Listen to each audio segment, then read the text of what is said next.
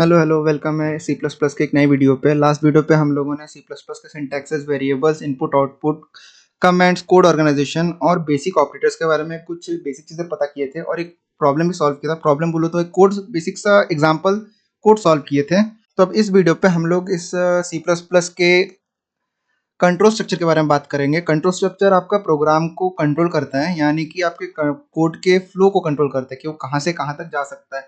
जब आपको किसी भी कंडीशन के बेस पे किसी भी कंडीशन किसी कंडीशन के बेस पे कोई भी डिसीजन लेना होता है और वो कोई भी काम या फिर कोई भी काम को रिपीटेडली आपको एग्जीक्यूट करना रहता है, तो उन सभी कामों के लिए कंट्रोल स्ट्रक्चर का यूज किया जाता है। हमारा कंट्रोल स्ट्रक्चर अगर बोले तो बेसिकली 3 पार्ट में डिवाइडेड होता है। एक होता है सीक्वेंशियल स्ट्रक्चर, एक होता है सिलेक्शन स्ट्रक्चर और दूसरा होता है लूप्स। सीक्वेंशियल स्ट्रक्चर को हम लोग स्ट्रेट लाइन का फ्लो भी बोलते हैं। लाइक हम लोग अगर जो भी चीज़ कोड पे इम्प्लीमेंट करेंगे वो लाइन बाय लाइन एक के बाद एक वो एग्जीक्यूट होते जाएगा। अगर मैं बोलूँ तो अगर मैं इस लाइन नंबर 5 पे कुछ लिखता हूँ और फिर यहाँ पे मेरा ड्राइवर कोड है, मैंने बाकी सारा जो बेसिक सा कोड का फ्लो होता है वो मैं लिख दिया यहाँ पे।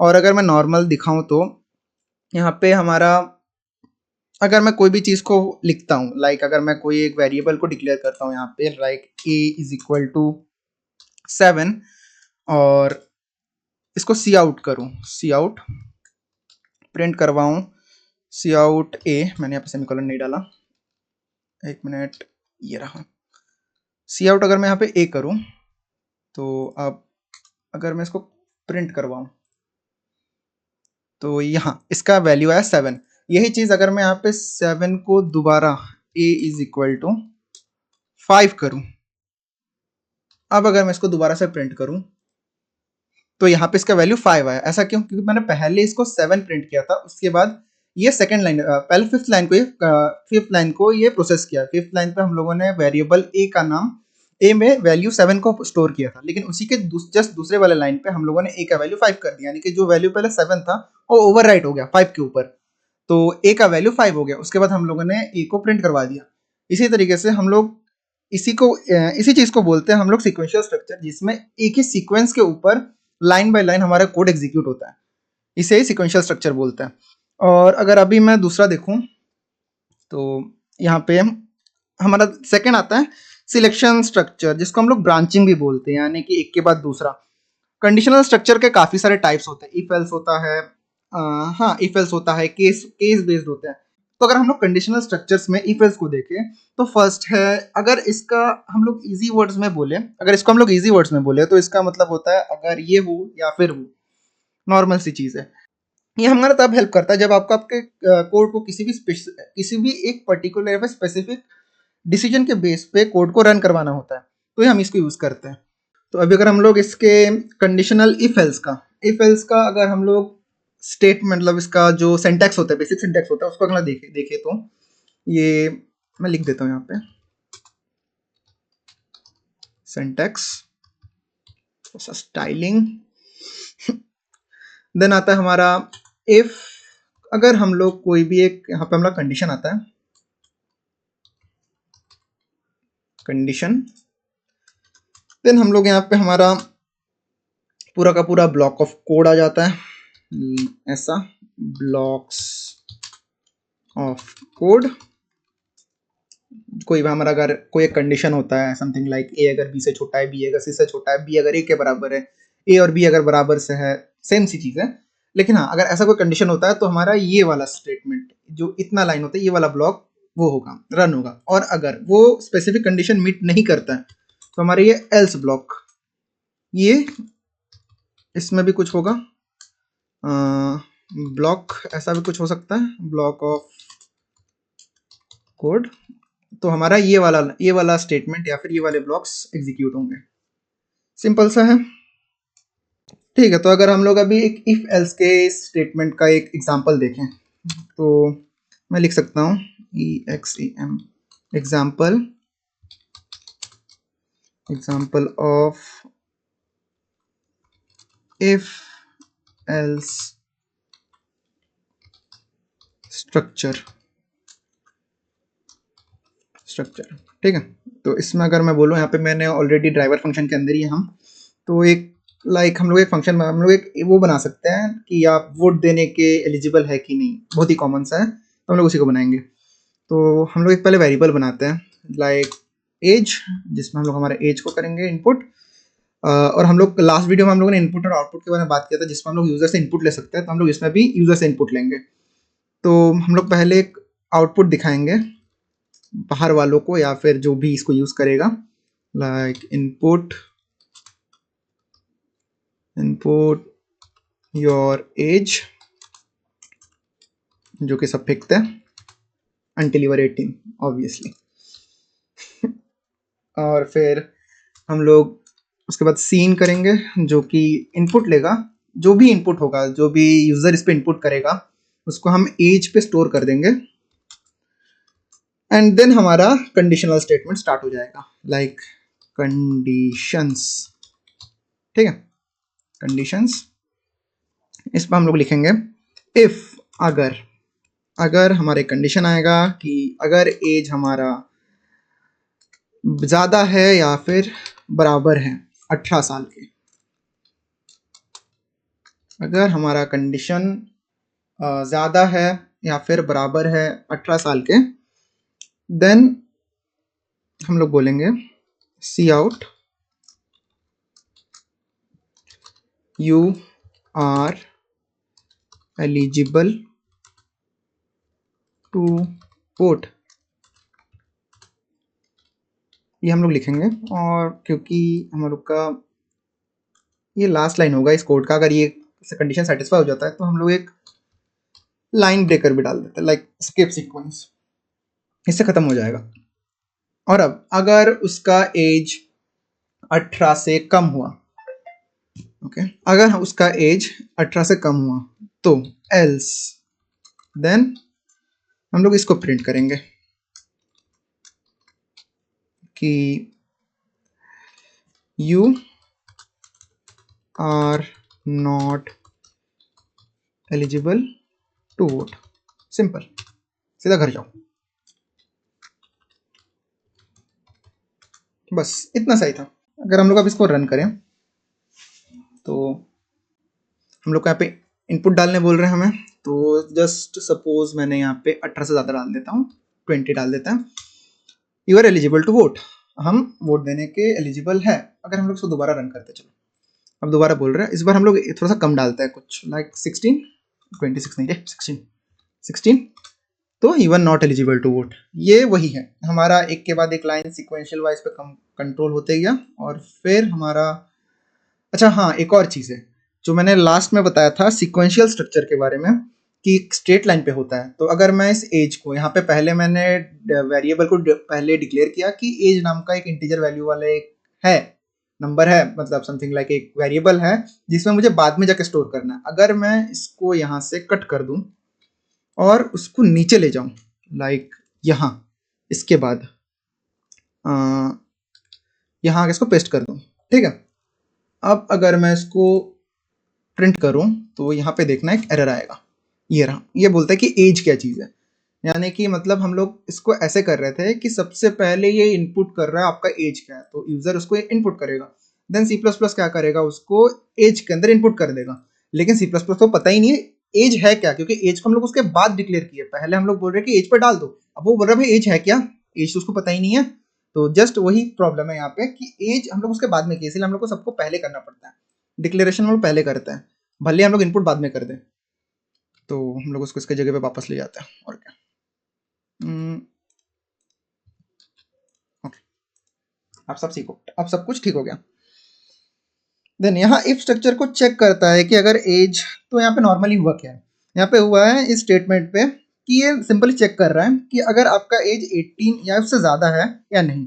अगर आपका कंडीशन ट्रू होती है, यानी कि हमारा जो ये कंडीशन है, ये वाली स्पेसिफिक कंडीशन है, अगर ये ट्रू हो जाती है, अगर ये ट्रू हो जाती है तो हमारा ये वाला ब्लॉक प्रिंट होगा और कोड ही खत्म हो जाएगा। बट अगर ये वाला कंडीशन फॉल्स हो जाती है तो ये हमारा प्रिंट नहीं होगा, ये हमारा कंडीशन का जो ब्लॉक है ये नहीं चलेगा और ये चल जाएगा। देन अगर हम लोग का ये इफ एंड एल्स का जो कंडीशन चला, अगर हमारा ये वाला कंडीशन ट्रू हो जाती है तो हमारा ये वाला ब्लॉक चल जाएगा, और अगर ये वाला कंडीशन हमारी फॉल्स हो जाती है, ये वाली कंडीशन अगर हमारी फॉल्स हो जाती है तो हमारा ये वाला ब्लॉक चलेगा। सिंपल। देन अब इसका जब काम हो गया तो कहाँ जाना है, साइड में निकल। नेस्टेड इफ या एल्स, ठीक है। नेस्टेड इफ या एल्स, नेस्टेड इफ या एल्स यानी होता है कि हमारा कंडीशन के अंदर कंडीशन, हाँ कंडीशन के अंदर भी कंडीशन देंगे हम। तो अगर हम लोग देखें कि इसका भी सिंटैक्स देख लेते हैं एक बार। सिंटैक्स सेम ही है ऑलमोस्ट। सिंटैक्स, अरे यार सिंटैक्स पे लिख देते हैं नेस्टेड वाले के लिए, नेस्टेड वाले के लिए, ठीक है।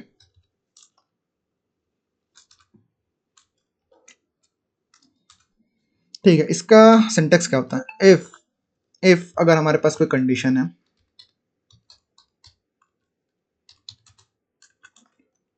तो हमारा एक कोड ब्लॉक समझ लो, ये वाला प्रिंट होगा। देन सी आउट नहीं बोलूंगा, समथिंग लाइक एक कंडीशन होगा यहाँ पे, कोड ब्लॉक ए, ये प्रिंट करेगा।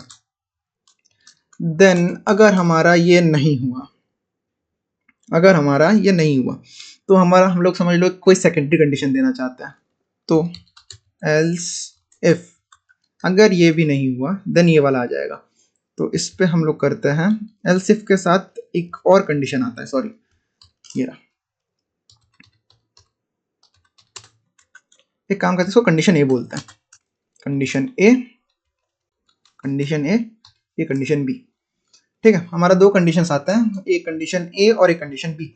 अगर एक सक्सेसफुली प्रिंट हो जाता है देन इसके अंदर वो कंडीशन बी को भी चेक करेगा। बी भी अगर सेफ हो जाता है देन हम लोग यहाँ पे इस ब्लॉक को प्रिंट कर देंगे, ब्लॉक बी को कर देंगे। और अगर इनमें से कोई भी नहीं होता, इनमें से कोई भी नहीं होता, इनमें से कोई भी नहीं होता तो हम लोग सीधा एल्स को कर देंगे। इसको डिफॉल्ट करते हैं हम लोग, डिफॉल्ट ब्लॉक, डिफॉल्ट ब्लॉक, ठीक है। तो इसमें हुआ क्या है, इसमें हम लोग का ये हुआ है कि सबसे पहले हम लोग ये कंडीशन चेक करेंगे। अगर वो कंडीशन ट्रू हो जाती है तो ये वाली चलेगी, और समझ लो ये वाला फॉल्स हो गई। लेट्स सपोज कि हमारा फर्स्ट कंडीशन जो है वो फॉल्स हो गई, लेकिन ये वाली ट्रू हो गई, तो ये इसको प्रिंट नहीं करेगा, सीधा इसको प्रिंट कर देगा। देन सीधा इसमें आ जाएंगे हम लोग, इसमें आ जाएंगे क्योंकि हम लोग का ये प्रिंट हो चुका है, मतलब ये वाला कंडीशन सेटिस्फाई हो चुका है, तो ये भी प्रिंट नहीं होगा। सीधा हमारा जो कोड ब्लॉक है ये इसको प्रिंट कर देगा और बोलेगा जाओ खत्म। और अगर इन दोनों में से कोई भी प्रिंट नहीं होता तो एटलस में जाकर एल्स वाला हमारा जो डिफॉल्ट ब्लॉक है यही प्रिंट होगा, क्योंकि कुछ और मैच कर नहीं रहा है, ठीक है। तो ये हम लोग का जो बेसिक सिंटैक्स है ये है, और इसको हम लोग अभी कमेंट आउट मारते हैं क्योंकि बाद में नहीं तो ये लोग दिक्कत देता है प्रिंट करते टाइम पे। तो अब हम लोग का नेक्स्ट आता है इसका एक एग्जांपल। हम लोग ने काम करते हैं, इसको छोड़ देते हैं, इसको छोड़ देते हैं, इसके जगह पे हम लोग मार्क्स लिख देते हैं, एक मार्क्स वाला करते हैं ग्रेड देने के लिए, ये सही रहेगा। एंटर योर मार्क्स, और जैसे ही मार्क्स हम लोग इनपुट करेंगे ये इसको मार्क्स के अंदर डाल देगा, एंड ये वेरिएबल इसके अंदर चले जाएगा, ये जो वेरिएबल इसके अंदर चले जाएगा। देन हम लोग यहाँ पे आते हैं, इजी पड़ता है, एक काम करते हैं इजीनेस के लिए हम लोग इसको कॉपी मार लेते हैं, एकदम से यहाँ पे ले आते हैं, ठीक, इजी। उसको यहाँ ले आए, यार मैं उसको कॉपी मार के यहाँ पे ले आ सकता हूँ, चलो कोई ना, ठीक है। हम लोग इसको अब मार्क्स इनपुट करेंगे जो भी वैल्यू आएगा, लेकिन यहाँ पे मार्क्स इनपुट करने के बाद कोई कुछ हो ही नहीं रहा, मतलब हम लोग कुछ कोई फंक्शन डाले ही नहीं है। तो चलिए थोड़ा डिसीजन बना, थोड़ा डिसाइसिव बनते हैं। इफ अगर हमारे मार्क्स 90 से ज़्यादा है, टॉपर हो भैया कंडीशन। अगर हमारा मार्क्स नहीं है, अरे मार्क्स है, MARKS, अगर हमारा मार्क्स ज़्यादा है या फिर बराबर है, इसको ऐसे करो, ज़्यादा या बराबर है 90 के, तो हम लोग यहाँ पे करेंगे सी आउट, तुमको मिला है ग्रेड ए, टॉपर बंदे हो भैया, तुमको मिलेंगे ग्रेड ए, इसको खत्म कर देते हैं यार, फिर क्या खत्म करेंगे, लाइन ही खत्म करता है, ठीक है। देन अगला अब आते हैं थोड़े से मिडिल रेंज टाइप के, एल्स नहीं रे, एल्स इफ है, एल्स इफ अगर एक कंडीशन डालना पड़ेगा यहाँ पे। अब अगर हमारा मार्क्स हुआ ज्यादा या कम, कितना बोलूं, 75 के, देन हम लोग सी आउट करेंगे, जाओ भैया घर जाओ, तुमको मिला है ग्रेड बी। और उसके बाद चलो एक और दे देते हैं, एल्स इफ, मुझे नहीं पता मार्किंग कैसे होता है बट फिर भी मैं दे रहा हूँ, मार्क्स एक और देते हैं, marks is greater than 50, then it will print cout grade C। अब else जिसको इनमें से कुछ ना मिला हो उनको cout grade D, खत्म, लोग इसको नहीं किया। हाँ, अब अगर इसको हम लोग प्रिंट करें तो हम लोग को यहाँ पे हमारा वो डालने बोल रहा है, मार्क्स डालने बोल रहा है, तो एटलीस्ट हम लोग अभी सबसे पहले 95 डालते हैं, तो हमारा मार्क्स है ए, हमारा ग्रेड है ए। तो उसके बाद अच्छा हाँ, एक और चीज़ है, मैंने यहाँ पे 95 डाला है, तो यहाँ पे 95 के लिए तो ये कंडीशन ट्रू हो रहा है, लेकिन यहाँ पे 75 के लिए भी तो ट्रू हो रहा है, क्योंकि जो 95 है वो 75 से भी तो ज़्यादा और 50 से भी ज़्यादा है। ये इसलिए हो रहा है क्योंकि जैसे ही इसका इफ वाला पहला कंडीशन मिट कर दे रहा है, वो बाकी के सबको स्किप कर दे रहा है।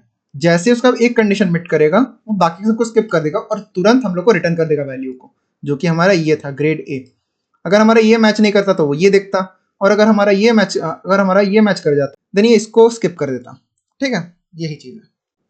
अच्छा, अगर हम लोग यहाँ पे देखें तो एक और चीज़ आ सकता है यहाँ पे, कि मैं अगर दोबारा इसको प्रिंट करूँ, ये रहा हमारा मार्क्स का, अगर मैं इसको 70-80 करता हूँ तो हम लोग का ग्रेड बी आ रहा है, ठीक है, 70 से ज़्यादा है तो ग्रेड बी आ रहा है। तो अब अगर हम लोग इसका वैल्यू डालते हैं 25, 250 नहीं 25 है, तो हमारा मिलता है ग्रेड डी, ठीक है।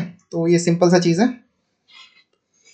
अब हमारा सारा हो गया, जो सारा नहीं हुआ है, I mean nested if else देख लिया हम लोगों ने, तो आपको पता अब हमको क्या करना है, आपको क्या पता होगा, हम करते हैं कि इसको कमेंट करते हैं। अब हमारा नेक्स्ट टॉपिक क्या है, तो अब अगर अपन आते हैं स्विच के स्टेटमेंट्स पे, जब आपके एक वेरिएबल के मल्टीपल पॉसिबल वैल्यूज के लिए एक्शंस को डिफाइन करना हो, स्विच केस का यूज होता है, तब स्विच केस का यूज होता है। ये इफ एल्स का अल्टरनेट वर्जन होता है, बट जब ऑप्शंस फिक्स्ड होता है या जब ऑप्शंस फिक्स्ड होता है तो स्विच केस ज़्यादा एफिशिएंट होता है, यानी कि हम लोग को जो ऑप्शंस मिलने वाले हैं, कोई भी अगर ऑप्शन मिलने वाला है कि हम लोग को पहले से मालूम है कि हम लोग को ऑप्शंस क्या क्या मिलने वाले हैं, लाइक अगर हम लोग को कोई बोल दे कि 1 से 10 के अंदर दे दो, तो हम लोग 1 से 10 तक हम लोग ऑप्शंस को मैन्युअली कर सकते हैं, अगर ए हो तो बी हो तो सी हो तो डी हो तो। लेकिन यहाँ पे बोल रहे हैं कि अगर हमारा मार्क्स जैसे इसमें था, मार्क्स अगर 90 से ज़्यादा हो तो 90 से ज़्यादा कुछ भी हो सकता है, 50 से ज़्यादा भी कुछ भी हो सकता है। इसमें हम लोग को मतलब सब कुछ को एक एक करके करने में काफ़ी टाइम लगता, तो ये मल्टीपल के लिए है। और अगर हम लोग के पास कोई स्पेसिफिक नंबर है कि हाँ यूज़र इतने में से ही डालेगा कोई भी जो फंक्शन होगा, तो उस केस में हम लोग इन केसेस का यूज़ कर सकते हैं। तो अगर हम लोग भी केसेस का देखें तो स्विच के स्टेटमेंट्स का, स्विच को डालनी पड़ती है, और स्विच कोई भी हम लोग का जो कंडीशन होता है, जो कंडीशन होगा, फिर उसके बाद हम लोग को इसके अंदर केस 1 जो भी हमारा ब्लॉक्स है, जो भी हम लोग प्रिंट करने वाले कोई फंक्शन हो, कुछ भी हो, कोई भी फंक्शन ऑफ कोड, एंड उसके बाद ब्रेक डालना है। ब्रेक करना ज़रूरी है, नहीं तो वो बाकी सबको भी प्रिंट करते चले जाएंगे एक एक करके, यानी कि रुकेगा नहीं। तो जब तक जितने वैल्यूज है सबको प्रिंट कर देगा करके। तो इसको डालना जरूरी है। जैसे ये हो जाए देन हम लोग सेमीकोलन एंड देन हम लोग सेकंड केस में आ जाएंगे। लाइक अगर मैं इसको प्रिंट कॉपी करूं देन यहाँ प्रिंट। तो एक चीज देखना है यहाँ पे हमारे 1 है, ये केस 2 है, केस 3 है, केस 4 है, सबके लास्ट में ब्रेक लग रहा है। और हाँ एक और चीज़ करना रहता है, ये जब हम लोग को सारे केसेस हो जाते हैं देन उसके बाद हम लोग को एक डिफॉल्ट केस डालनी पड़ती है जिसमें इनमें से अगर कुछ भी ना हो, अगर यूज़र के इनपुट में इनमें से कुछ भी ना हो तो हम लोग डिफॉल्ट केस डालते हैं जो कि होगा हम लोग का डिफॉल्ट वैल्यू के लिए डिफॉल्ट ऑप्शन या फिर डिफॉल्ट आउटकम, जो भी है default outcome. Then as usual इसको भी ब्रेक करना पड़ेगा, इसको भी तोड़ो, सबको तोड़ो, ठीक है, इसको भी तोड़ना पड़ेगा। तो यही है इसका हम लोग का सिंटैक्स होंगे, इसी तरीके से होंगे। तो अगर हम लोग इसी के ऊपर अभी एक कंडीशन बनाएं तो इसको वो कर देता है, बाद में हम लोग कोड के साथ इंटरफेयर करेगा ये, ठीक है। तो हम लोग एक बनाते हैं डेज नाम के लिए, ठीक है। हम लोग को काफ़ी सिली सा लगेगा लेकिन फिर भी हम लोग को एक डेज जो वीक डेज होता है, डेज नाम का एक डे नाम का एक वो बनाते हैं, वेरिएबल बनाते हैं। और फिर हम लोग उसमें एक इनपुट लेते हैं यूज़र से कि enter the number of day, हम लोग को नंबर डालना है। इसमें हम लोग हिंट भी दे देते हैं यूज़र को कि हमको 1 से 7 के बीच में ही लेना है, ठीक है, को 1 से 7 के बीच में ही लेना है। एंड इसके बाद हम लोग इसको सीन करेंगे यानी कि असाइन करेंगे किस पे, हम लोग का जो डेज वाला वेरिएबल था उस पर, डे वाला, डेज नहीं डे वाला वेरिएबल पे। अब हमारा इतना होगा कि यूजर से हम लोग इनपुट ले लिया। अब हम लोग इस पर स्विच कैसे लगाएंगे, स्विच एक्सप्रेशन, देखो हमारे पास यहाँ पे ऑलरेडी था तो इसने मुझे एक डिफॉल्ट से एक बॉयलर प्लेट टाइप का दे दिया जिसका सिंटैक्स अब ऐसे ही बना के। तो अब यहाँ पे हम लोग अगर कंडीशन डालें डे, जो भी वैल्यू होगा डे का, ठीक है। अब डे में हम लोग का ये आता है डे। तो इन केस हम लोग का केसेस को डालेंगे, जैसे कि हम लोग का अभी यहाँ पे केस 1 है। अगर हम लोग का डे का वैल्यू 1 डाला है, आई मीन कि अगर यूजर ने 1 को इनपुट किया तो हम लोग यहाँ पे सी आउट करेंगे the days like Sunday, simple सा है। एंड देन इसी के बाद इसको ब्रेक करना पड़ेगा। देन इसके बाद एक काम कर, इसको कॉपी मार लेते हैं, फिर इसको पेस्ट कर देंगे हर जगह पे। 1 2 3 4 5 6 हो गए, 7 या 7 हो गए, 7 हो गए। तो अब इनको एक एक करके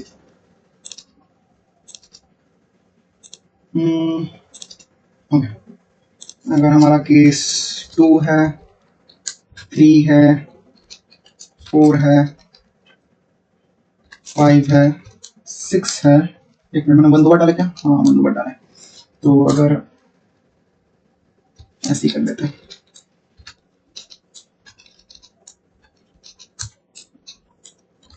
ठीक।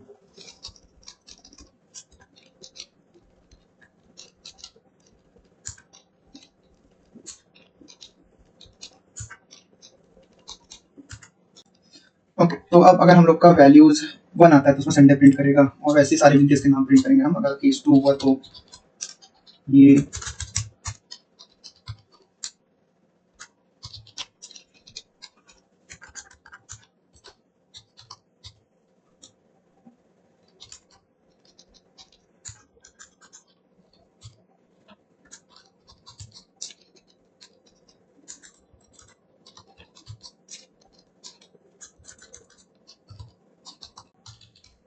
ठीक है। अब हम लोग सारे का सारे इनपुट कर दिया तो इसमें हम लोग का वीक डेज के ऊपर पे चलेगा। हम लोग का जो डे का ये डिटरमाइन करेगा कि हमारा यूजर ने कौन सा इनपुट डाला है। तो अगर 1 होगा तो ये प्रिंट होगा, 2 होगा तो ये प्रिंट होगा, 3 होगा तो हमारा ये प्रिंट होगा, 4 होगा तो ये प्रिंट होगा एंड सो ऑन। तो अगर यूजर ने इन सब को छोड़ के कोई और ही अलग सा अपना मनमर्जी का वैल्यू उसको डाल देता है यहाँ पे तो ऑब्वियसली उस वो नंबर को डालेगा क्योंकि हम लोग इंटीजर टैग के लिए है तो इंटीजर टैग को ये हैंडल करेगा। लेकिन अगर हम लोग यूजर ने कोई अलग ही वैल्यू डाल देता है तो उस पर हम लोग एक डिफॉल्ट केस को करेंगे नेट आउट उस डिफॉल्ट केस का होगा लाइक बोलते हैं इनवैलिड इनपुट, बस इतना ही। तो हम लोग इसको इनवैलिड इनपुट कर देंगे। देन हमारा ये हो गया। ऊपर कुछ है क्या जो प्रॉब्लम देगा? नहीं, ठीक है। तो अभी हम लोग का ये हो गया। इसको अगर हम लोग प्रिंट करें तो हमारा यहाँ पे एक कोड आना चाहिए। ये रहा हमारे यहाँ पे आया, enter the number of the day. अगर मैंने यहाँ पे 1 डाला है तो ये आएगा संडे। मैं इसको रिफ्रेश करता हूँ दोबारा। तो मैंने इसमें 5 डाला है तो ये देगा मुझे थर्सडे। ठीक है। तो ये नॉर्मल सा एक प्रोग्राम है जो कि बताता है कि हमारा जो ये केस स्टेटमेंट्स है इस पे काम कैसे करना होता है। हम लोगों ने मल्टीपल केसेस बनाएंगे जिसमें सबका एक स्पेसिफिक आउटकम होगा, और एक डिफॉल्ट केस बनाएंगे अगर यूजर ने ऐसा कुछ अनएक्सपेक्टेड सा वैल्यू डाल दिया जो कि हम लोगों ने केस पे इनपुट नहीं किया है तो ये प्रिंट होगा। समथिंग लाइक ये एल्स कंडीशन जैसा है, जो डिफॉल्ट एल्स होता है हम लोग का, वैसे कंडीशन जैसा है। देन यहाँ स्विच, अगर मैं इसको एकदम अगर नॉर्मली बोलूँ तो एकदम अच्छे से एक्सप्लेन करूं तो यहाँ स्विच डे स्टेटमेंट के थ्रू हम एक वेरिएबल की वैल्यू को चेक कर रहे हैं और उसके करस्पॉन्डिंग के जो केसेस होते हैं, इसके करस्पॉन्डिंग के जो केसेस होते हैं और उनको एग्जीक्यूट कर रहे हैं। इसको हम लोग पकड़ रहे हैं, जैसे हम लोग इसको पकड़ रहे हैं, इसका वैल्यू कितना है और फिर उसके साथ वाला केस के साथ वाला कि इसके करस्पॉन्डिंग में कौन सा वैल्यू है, ये इसको हम लोग एग्जीक्यूट कर दे रहे हैं। ब्रेक का यूज कर रहे हैं जब हम लोग को डिफॉल्ट वैल्यू मिल रहा है, ऐसा कोई वैल्यू जो हम लोग ने यूजर ने अनएक्सपेक्टेड सा डाल दिया है जो हम लोगों ने पहले यूज नहीं किया है उसके लिए। दैट्स इट, यही वाला है। तो यहाँ पे हम लोग का बेसिक से जितने भी जानने थे, ठीक है, इसको नीचे ले जाता है। ठीक, यहाँ पे हम लोग को बेसिक से जितना भी जानना था, एक सिलेक्शन सीक्वेंशियल स्ट्रक्चर और सिलेक्शन स्ट्रक्चर के ऊपर मैंने बात कर लिया है। तो अगले वीडियो पे हम लोग लूप्स के ऊपर बात करेंगे। मैंने जो पहले शुरुआत से बताया था कि अगर हम लोग स्ट्रेट लाइन पे काम कर रहे हैं, कोई भी जो मैंने पहले ही बताया था, अगर कोई भी वैल्यू स्ट्रेट लाइन पे एग्जीक्यूट हो रहा है, कोई भी वैल्यू बोल रहा है, इसके सारे कोड स्ट्रेट लाइन पे एग्जीक्यूट होते हैं।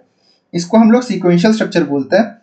देन जो ये होता है इसको ब्रांचिंग बोलते हैं, ये वाला इनको ब्रांचिंग बोलते हैं कि ये नहीं तो ये एक ऐसा केस होता है, समझ लो यहाँ पे कोई केस हो रहा है, अगर ये वाला ट्रू हुआ तो यहाँ जाएगा और अगर नहीं हुआ तो ये वाला केस यहाँ से यहाँ चले जाएगा, और अगर यहाँ पे कोई केस हुआ कि अगर ये ट्रू हो तो यहाँ जाएगा, अगर ये ट्रू नहीं हुआ तो यहाँ चले जाएगा।